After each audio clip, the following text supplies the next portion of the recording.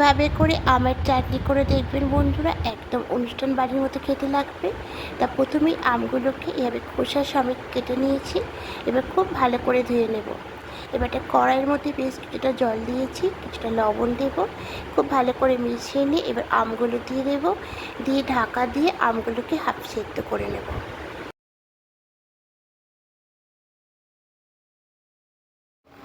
ঢাকাটা খুলে নেব। আমগুলো সেদ্ধ হয়ে গেছে, খুব বেশি সেদ্ধ করলে হবে না, ঠিক এরকম সেদ্ধ করতে হবে। এবার একটা চামচ করে এগুলোকে তুলে নেব, দিয়ে একটা বাটির মধ্যে রেখে দেব।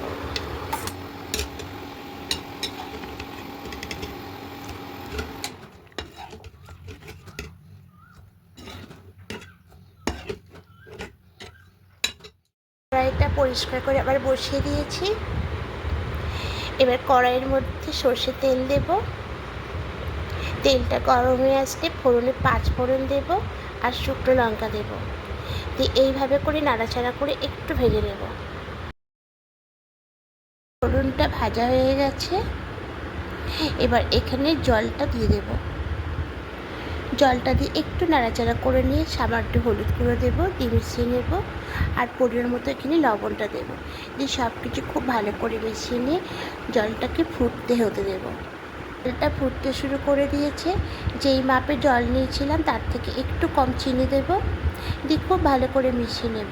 মিষ্টিটা আপনারা বুঝে শুনে দেবেন, তবে চিনিটা বেশি করে দিলে চাটনিটা খেতে বেশি ভালো লাগবে।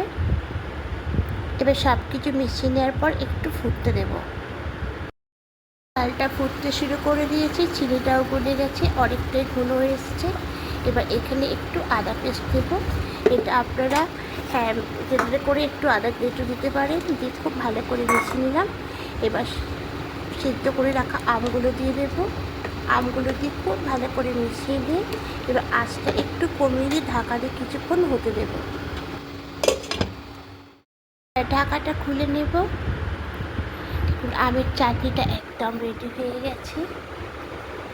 এবার এর মধ্যে সামান্য একটু ভাজা মশলা দিয়ে খুব ভালো করে মিশিয়ে নেব, আর এটা অফ করে অন্য একটা পাত্রের মধ্যে নামিয়ে নেব। এই বাটির মধ্যে সবটা নামিয়ে নেব। আর ভাজা মশলাটা বন্ধুরা, ওখানে গোটা জিরে, মৌরি আর দুটো শুকনো লঙ্কা, শুকনো খোলা একটু ভেজে নিয়েছিলাম। তারপর ওটাকে ঠান্ডা করে একটু পেস্ট করেছি। পেস্টটা একদম মিহি করলে হবে না, একটু দানা দানা রাখতে হবে। তা এখানে সব চাটনিটা নামিয়ে নিয়েছি। এবার উপর দিয়ে আবার একটু ভাজা মশলা ছড়িয়ে দেবো। তা এভাবে করে আমের চাটনি বানিয়ে দেখবেন বন্ধুরা, দারুণ খেতে লাগে। এটা যত ঠান্ডা হবে ততটাই জমে যাবে, যেহেতু চিনিটা বেশি করে দেওয়া আছে। আর যদি ভালো লেগে থাকে একটা লাইক করে দেবেন, কমেন্টে অবশ্যই জানাবেন। আর যারা নতুন ভিডিও দেখছেন এখনও পর্যন্ত সাবস্ক্রাইব করেননি, তাদের কাছে অনুরোধ রইল সাবস্ক্রাইব করে পাশে থাকার জন্য। আমিও আপনাদের পাশে থাকবো, আবার কোনো রেসিপি নিয়ে চলে আসবো। আপনারা ভালো থাকবেন। আজকের মতো টাটা।